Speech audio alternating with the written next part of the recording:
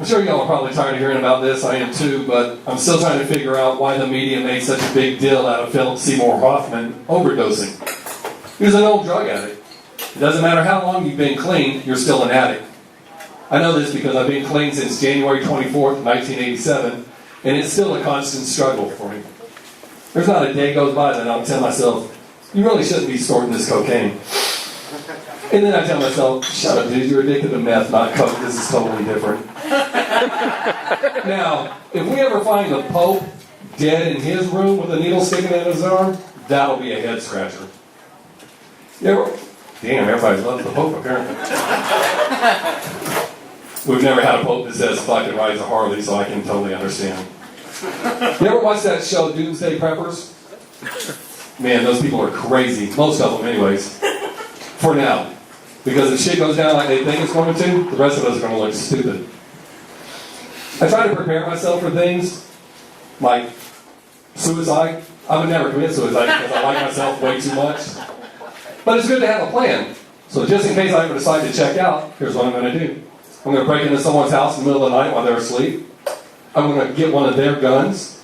I'm going to strip naked, put on a condom, and ease into their bed, and then... The thought of them having to tell the cops, no, I don't know him. Yes, that is my gun. And I have no idea why he's naked in my bed wearing a condom. Makes me laugh. The other day I was watching a documentary on plane crashes. And I came up with an idea for in case I'm ever on a plane crash. As soon as I find out we're going down, I'm going to calmly stand up, strip naked, put my clothes into my carry-on bag, put it back in overhead, sit down, put on a condom and wait. The thought of them looking through the wreckage and finding me and going, what the fuck? Not only that, it guarantees that I'll be talked about on the news. Because normally if a plane crashes, they just say, 300 people died in a plane crash today. But with me on the flight and my new plan, they're going to say FFA officials are still trying to figure out just why Bobb Sixx was naked wearing a condom on a flight that crashed in Texas this week. Hey, have you ever woke up after a hard night of drinking? Can't remember much about the night before, one eyebrow missing, a big dick drawn on your face? Yeah, that's happened to me. The really weird thing is I was drinking at home, alone. And then the only thing, the worst way of waking up is when you wake up and you're lying next to someone and you can't remember their name, or where you met, or why they're dead. Hey, speaking of too much and dead, do any of you ever wonder if Michael Jackson looks like he did in the Thriller video? Oh, come on, people. He's been dead for almost 5 years. Some of you acting like you just had a sleepover at Neverland Ranch. And we all know that didn't happen because all of you are past the cutoff age. I guess I find different shit funny. Like, I come from a different generation than most of y'all.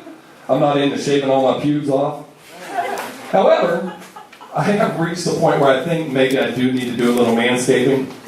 So I think what I'm going to do is I'm going to cut it into like a little landing strip. That way when I get a boner, it'll make it look like Fred's casting a shadow.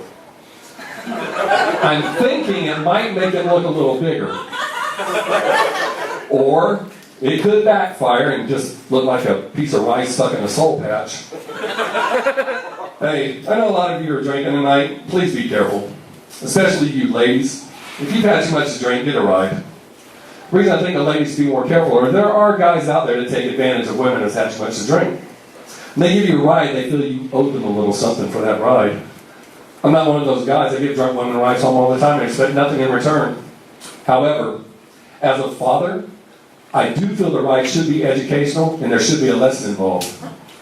So I always take the longest, loneliest, darkest, most out-of-the-way route. I gradually start picking up speed. Right about the time I know they're sort of getting nervous, I look over and go, you know I'm going to fucking kill you, right? Most of them sober up instantly, jump out before you even get the chance to slow down. Hey, that is my time in Bobb Sixx, peace.